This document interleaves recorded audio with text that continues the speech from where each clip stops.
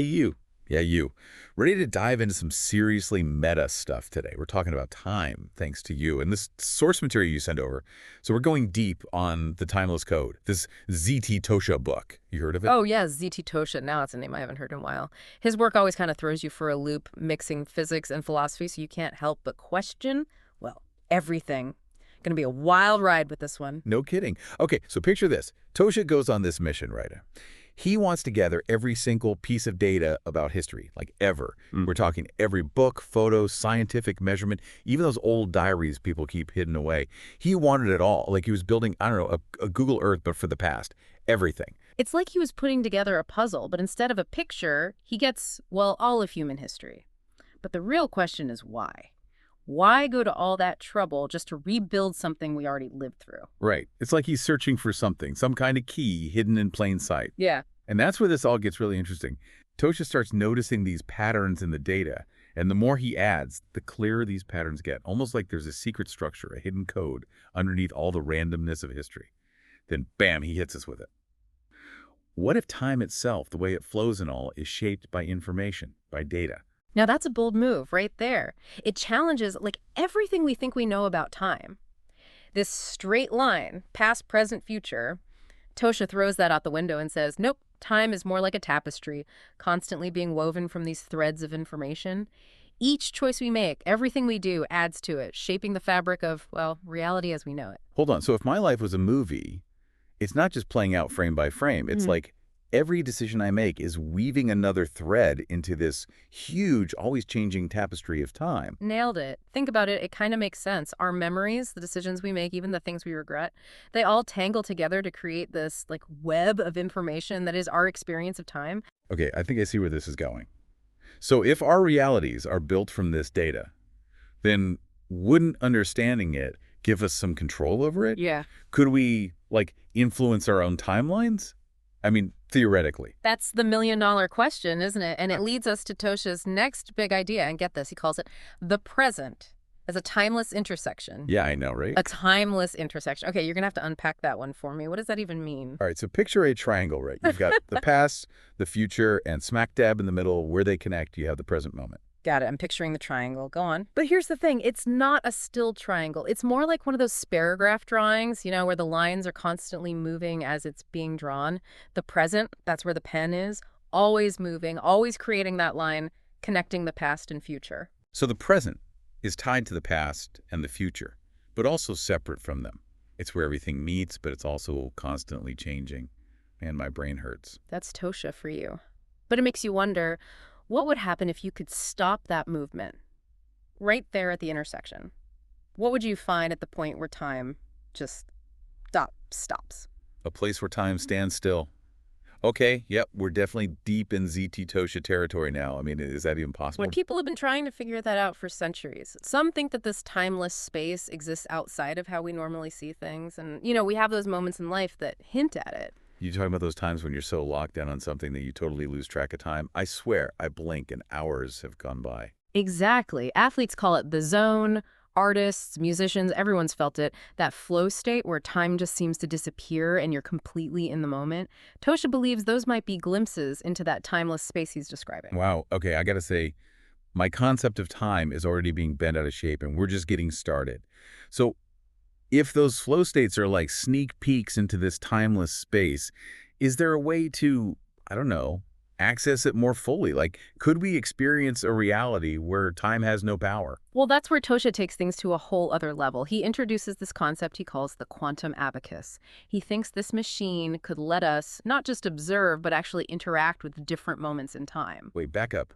A quantum abacus. Yeah. Like a machine that can change the past and future. Okay, I need the layman's terms on this one because I think we just entered the twilight zone.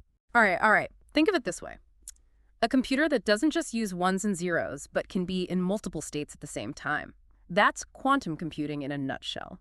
So it could be like both a 1 and a 0 at the same time. What is this sorcery? Pretty much. It uses these crazy quantum things like superposition, where something can be in multiple states at once, and entanglement, where two particles are linked no matter how far apart they are, to make calculations that would make a regular computer burst into flames. Okay, I think I'm starting to get the basics of quantum computing, maybe.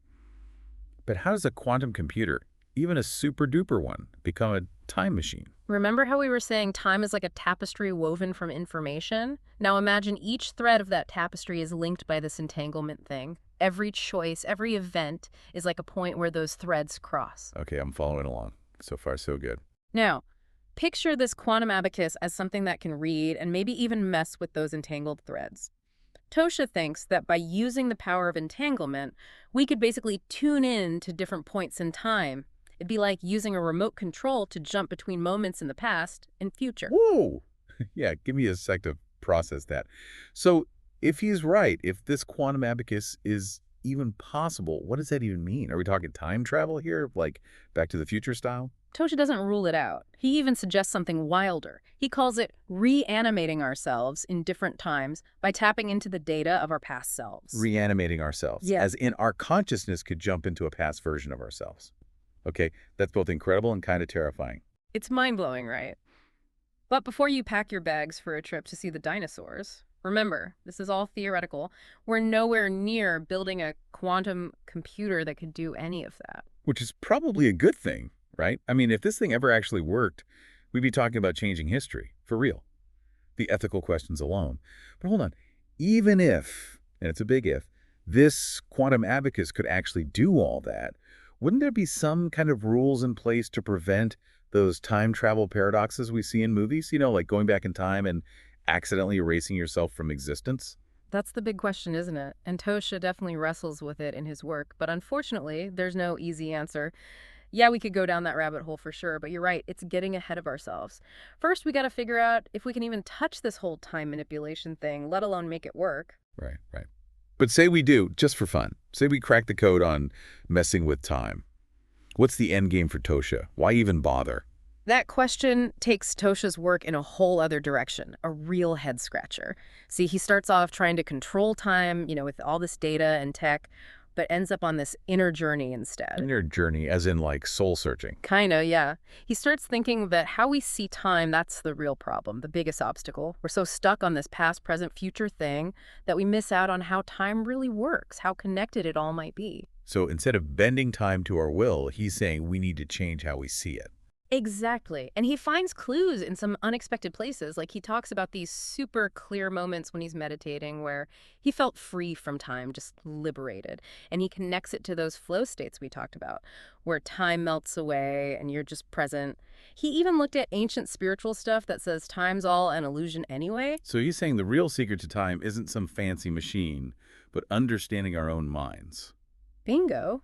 He comes to believe that true freedom isn't about being the master of time, but being free from it. Like instead of being ruled by the clock, always rushing, what if we experience time more fully, more presently? I feel that. I'm always wishing it was Friday or dreading Monday, like I'm never really here, always somewhere else in time. It's a human thing, for sure. We get trapped in our heads thinking about what was or what's gonna be and forget to just be here now. Okay, so if we're on board with Tosha, that how we see time is all in our heads, then what?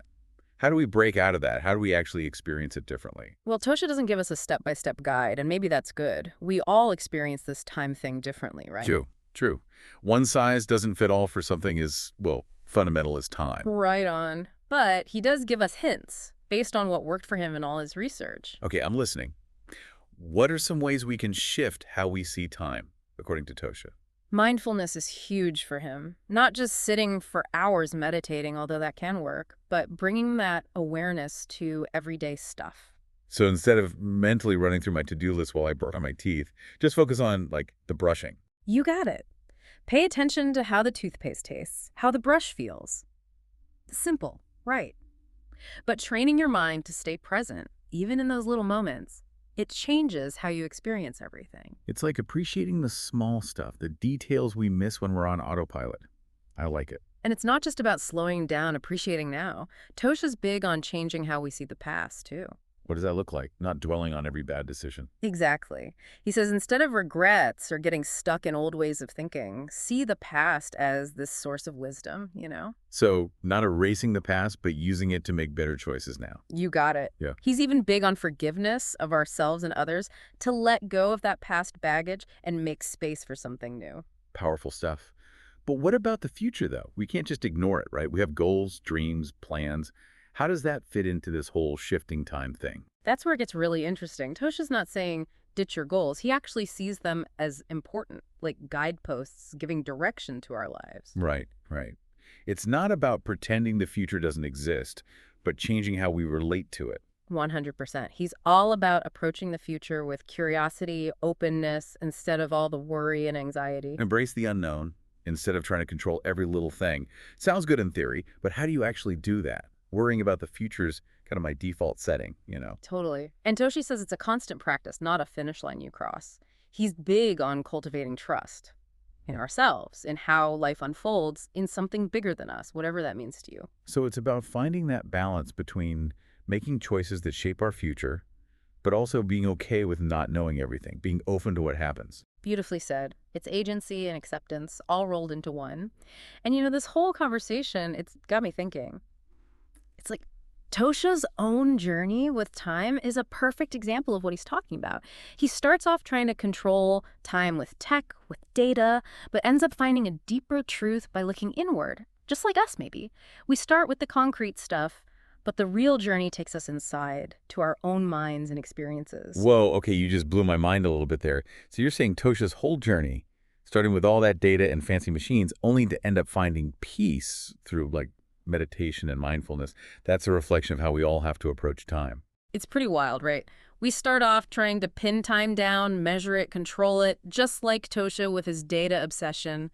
But the more we wrestle with it, the more we realize the really big stuff about time. It's not in some equation or algorithm. It's like the closer you look at time, the more it disappears. Totally throws you for a loop. Exactly. Maybe that's why we're so drawn to it. It's everywhere, shapes everything, yet it's still this giant mystery. It really makes you think, what would Tosha say to all of us still stuck trying to hack time, wishing it away, clinging to the past, all that? What'd he tell us based on what he learned? Well, towards the end there, Tosha talks about this moment of acceptance. He just stopped, Stopped trying to force things and surrendered to the flow of time. Surrendered. That's a loaded word. Sounds like he just gave up. Not gave up, more like let go. Surrendered control. And when he did, that's when he found this intense peace, like he was part of something much bigger, connected to everything in time. So not about being passive, but finding a way to ride the wave, so to speak, go with the flow instead of fighting it. Exactly. Realizing we're not separate from time, we're part of it, woven right in. Makes you feel pretty small, doesn't it? We spend so much energy trying to manage time, but we're just along for the ride like everything else. It's humbling, for sure, but I think there's freedom in that too, because if we can let go of this idea that we're in control, if we can be okay with the mystery, the not knowing, it changes how we experience everything. It's like trading in our rigid, by-the-book view of time for something way bigger, something that holds both, I don't know, the beauty of things ending and the possibility of every moment. And, this whole conversation, it's a perfect example of that. We started with data, quantum this and that, but look where we ended up. Talking about how our minds work, our place in it all. Proof that sometimes the most mind-blowing journeys are the ones that take us inward, forces us to think differently, see things in a new light. Couldn't have said it better myself. And on that note, I'll leave you with a question, something Tosha asks. If you could access any moment in time, past, present, future, where would you go? Why? Think about that for a while, let it sink in. Maybe you'll see just how precious every single moment really is. Now that's a question to sit with for sure. And on that note, I think it's time to wrap up this deep dive. To everyone listening, thanks for coming along in this wild ride into time, data, and all the big questions. We may not have all the answers, but hey, just asking the questions is half the fun, right? Until next time, keep those brains buzzing.